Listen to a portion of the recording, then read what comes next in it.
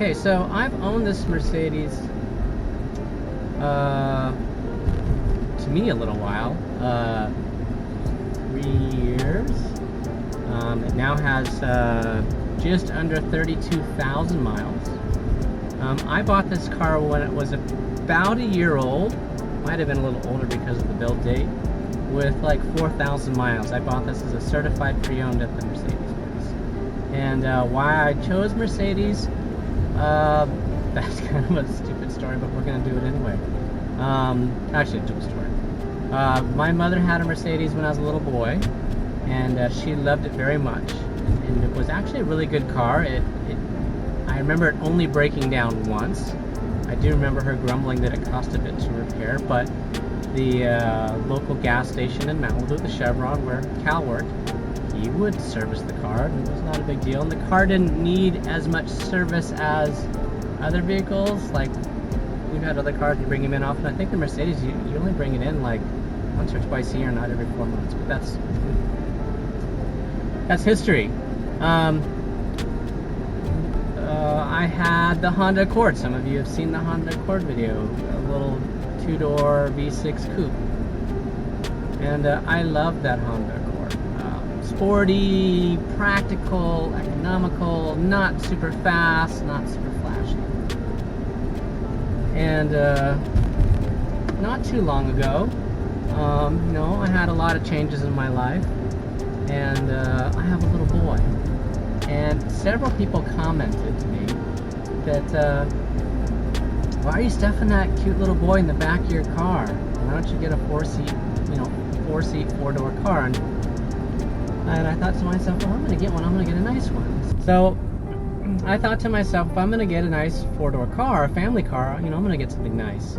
And I start looking around, and what first came to mind to get a nice car, oddly enough, was to get a Mercedes Benz. Years ago, I had rented one, a Mercedes Benz E350, and I loved it. I had it for a week. And I loved the way it drove. I loved everything about it. But this was when I lived in Los Angeles. And I had a good commute, worked down in Irvine, and drove that Mercedes from San Pedro, where I lived at the time, down to Irvine. And I'd always loved Mercedes. So I was thinking of a car that would be very safe, because I have a little boy, highly reliable, good reliability, and I thought of Mercedes Benz. And then a friend of mine showed me a YouTube video of some moron who tried to break into a Mercedes with a brick. And I'll show that clip. He throws the rock at the car, and it bounces off the window of the car, flies back and hits him in the head and knocks him clean out, and doesn't break the window of the car. And when I saw that, I was like, dude, I want a Mercedes. I'm gonna go to the Mercedes place and see if we can't just get a good deal on a used E350. And I looked on the internet, and there's a Mercedes Benz Honolulu, and I went down there, and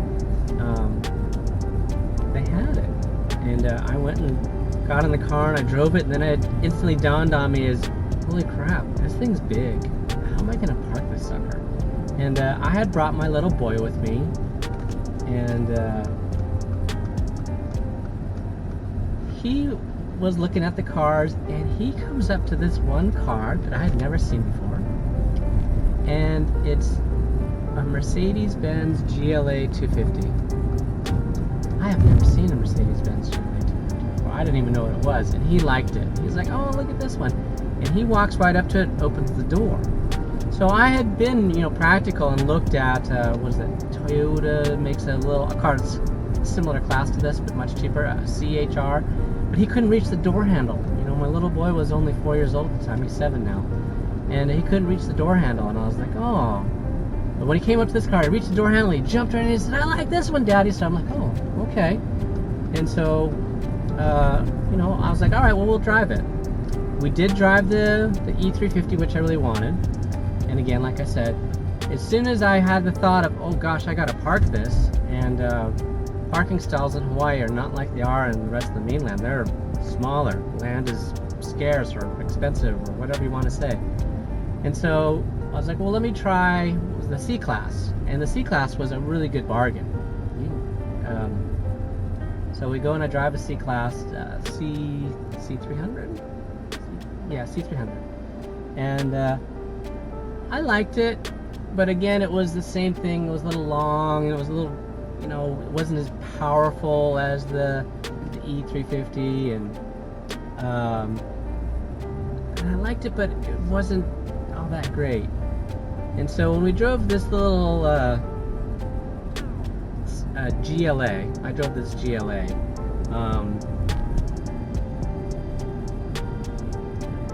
Put the car seat in the back. Car seat goes in easy.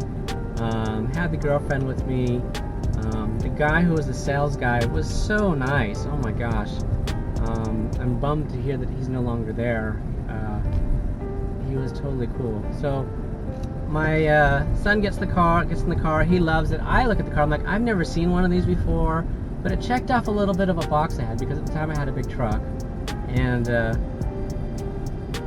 I wanted something that had all-wheel drive just in case I had to go to the farm. So family owns a farm, and it's a dirt road, and I'm like, if I get called and have to go there, or what, like that's gonna be mud, or you never know what you're gonna need to have an off-road vehicle. But this is a real off-road vehicle. You can't go trailblazing and off whatever. But you know, if you have a dirt driveway and it's rained out, this all-wheel drive system is going to be fine. And my family has a farm like that. So that was kind of the back of the mind of, you know, if there's some horrendous weather or whatnot, you need to make sure you have all-wheel drive.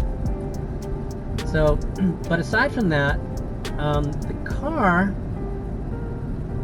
when I was driving this car, it's, even though it's not a fast car by any sense, it drives super well, and it has a sporty transmission in it.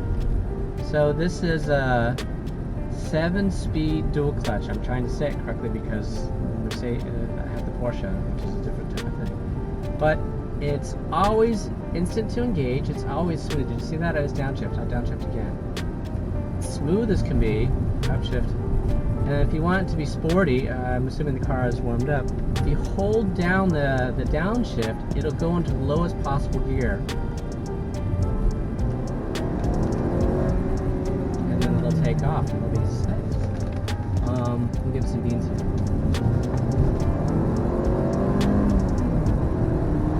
Now, is it a fast car? No. But here's where it does really well. The engine, hold down the upshift, and then you hold it down for a few seconds and it goes back into comfort mode. It has a lot of torque.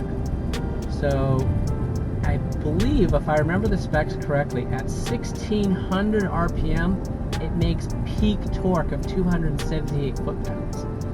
So when you're just putting around in the car and the RPMs are like 1500 to 2500, the car just drives nice. And so, if anybody's seen my other video, this is the car where people get upset at me because it's a nice looking car.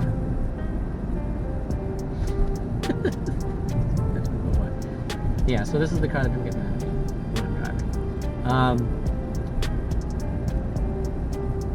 So this car drives really nice when you're going down the road, you're driving on the freeway. It can, you know, pass someone. It does have a bit of turbo lag, so at a stoplight, if you're trying to jackrabbit and punch it in front of somebody and you're used to driving a high-performance Porsche, don't do that. This car's got lag. But once the turbo kicks in, it seems fine. But that's something that took me getting used to. Now, do I think of myself as the sporty soccer dad? That's why I bought the car? Yes. Would this be like a perfect grocery getter for mom or grandma? Hell yeah. Or wife or girlfriend. And is it a little bit of a girly car? Yeah, maybe. But I like it. It had... So, let's go back to when I was deciding that I liked this car. So, it had the check boxes that I needed. It had a nice stereo system. This particular car has the upgraded Harman Kardon, which I'm probably saying wrong, forgive me, 7 Logic upgraded premium sound system with DVD, and it has navigation, so that's like a premium package. So it had a nice sound system, and it's got navigation, which you really don't need because I live in Hawaii. There's not that many roads. The island's not that big. Now, the car has a panoramic glass sunroof. This is something that's dear to me. I'm not going to open it now because we've got the little GoPro, but I love driving with the sunroof open. The other feature that it has, which is a must-have for me, is it has dimming mirrors. Not only this interior mirror, but the exterior mirror on the driver's side's dim. Now that was something that was important to me because a long time ago I used to have a job where I'd have to drive home in the evening, and I just couldn't stand the lights coming in my eye. And so when I had my Honda, it had that feature with the dimming light, and I didn't want to purchase a car, and I haven't purchased a newer car since then that has that. Now those of you who go, wait, you have that old 997, yeah, it doesn't have auto dimming mirrors. And so that's one of those things that drives me crazy about that car, is it doesn't have auto dimming mirrors and it's not keyless. Okay, total squirrel moment. More about this car and the features it has. This particular one has an off-road package, so if you are driving off-road, it has downhill assist, and it'll help the car stay slow without you having to ride the brakes, and it'll help control your downhill descent so that you maintain traction, because if you're going down a really steep hill. This car does have launch control, but there's no real reason to do it. You turn the traction control off and you put it in sport mode. Sport mode in this really just controls the transmission. There's no exhaust valve on this car, even though it has really cute, sporty looking dual exhaust. This car does have upgraded premium wheels on it, but a lot of the cars I see have this. On the exterior, it has the aluminum ladder rail rack for strapping stuff down onto the car.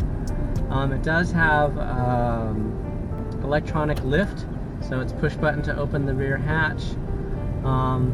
That's actually pretty good storage for how small the trunk is. It's good, and it has mount points to put something heavy. The back seat folds forward, and then this front seat does something pretty trippy, which I'll show you when we come to the stop.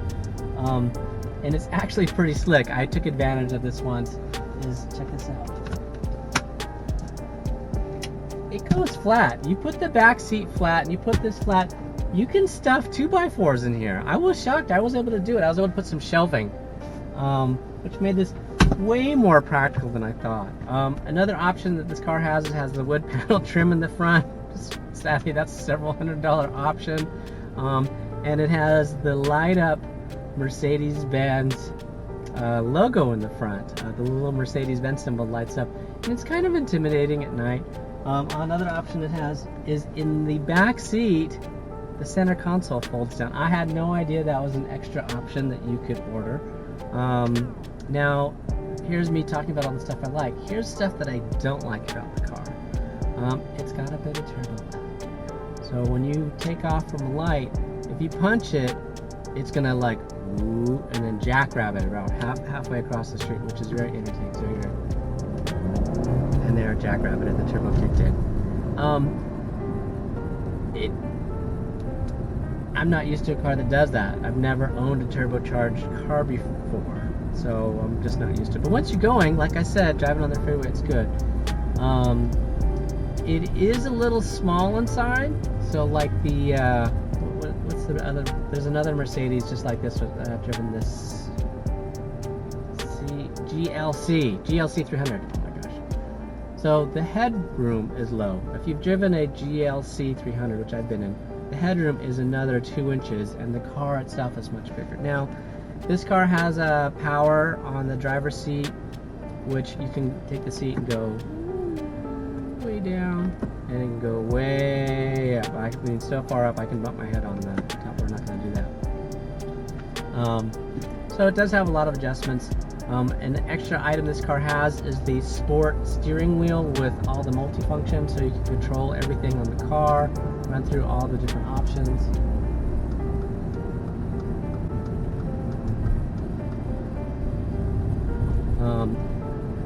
And one of the things I didn't like is this car for this year, they did a split. So if you've got the first half, they had a second gen that had a touchscreen. This car does not have a touchscreen. It has this weird wheel thing on the bottom, which at first will drive you nuts because you can control stuff on the steering wheel, you control stuff on the stereo system interface, and this little magic wheel allows you to choose functions and choose what media you're going to do. It has Bluetooth, it has USB, it has SD support. The navigation runs really good in it.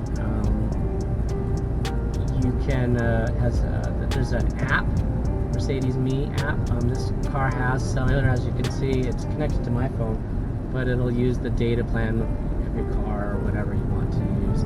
There's different apps. So hopefully this video is not too long, too boring. I'm gonna have to really step it up. If you found this video helpful, like and subscribe. If you have questions, I do answer questions. Comment below.